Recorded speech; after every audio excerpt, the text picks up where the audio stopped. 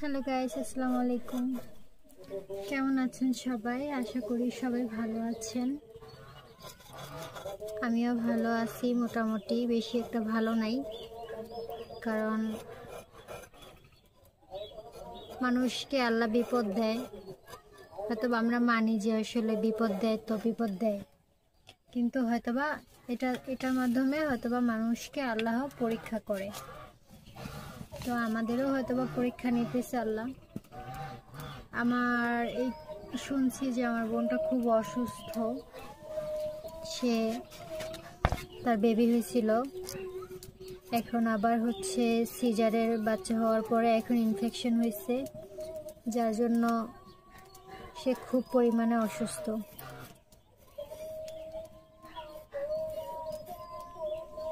তো সবাই তার জন্য হচ্ছে দোয়া করবেন যেন আমার বোনটা একটু সুস্থ হয়ে যায়। তো আম্মু আজকালকের ভিতরেই হচ্ছে, আজকে তো যাইতে পারবে না যেহেতু গাড়ি পাবে না, চাইলে একটা সময় হচ্ছে গাড়ি পাওয়া যায় না।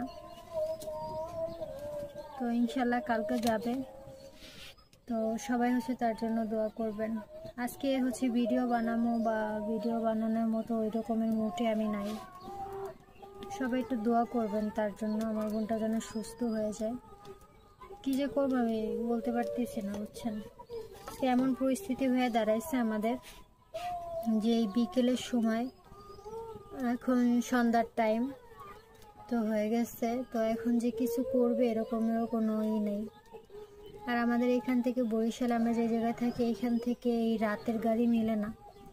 গাড়ি মিলে হচ্ছে আপনার তিনটা 3:30টার সময় গাড়ি মিলে। তো সেই টাইম কিন্তু ওভার হয়ে গেছে। তো যাই হোক, এখন আল্লাহর উপরে ভরসা করে, আল্লাহ যেহেতু আমরা জানি যে আল্লাহ আমাদের পরীক্ষা নেয়, তাই আল্লাহর উপরেই সব কিছু ছাইড়া দিচ্ছি। এখন যদি আল্লাহ মুখ তুলে তাকায় তাহলে তো মনে করেন ভালো হয়ে যাবে তাড়াতাড়ি। খুব দোয়া করবেন।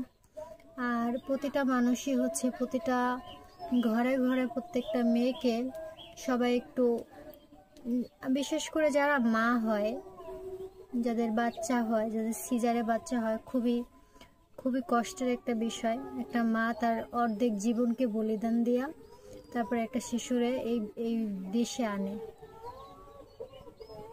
পৃথিবীতে আনে। তো কি বলবো আমি কথা যে বলবো, যে কি বলবো আমি বুঝতে পারতেছি না। হয়তো আমার কথায় ভুলও হইতে পারে, তো ভুল হইলে ক্ষমার দৃষ্টিতে দেখবেন সবাই। কারণ কি বলবো আমি ভাষা খুঁজে পাইতেছি না। আমার এখন পাগল পাগল লাগতেছে। আমার কোনো ভাই নেই, আমার একটা বোনই শুধু।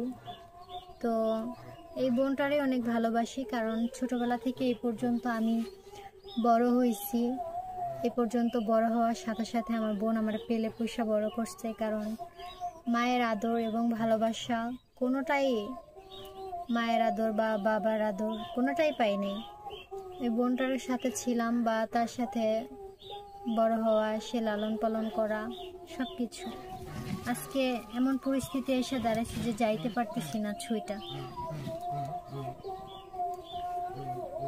কিন্তু আল্লাহ আছে, তো তার প্রতি তাকে বলছি এবং জানাইছি, হে আল্লাহ তুমি দেখার মালিক, তুমি তাকে সুস্থতা দান করো।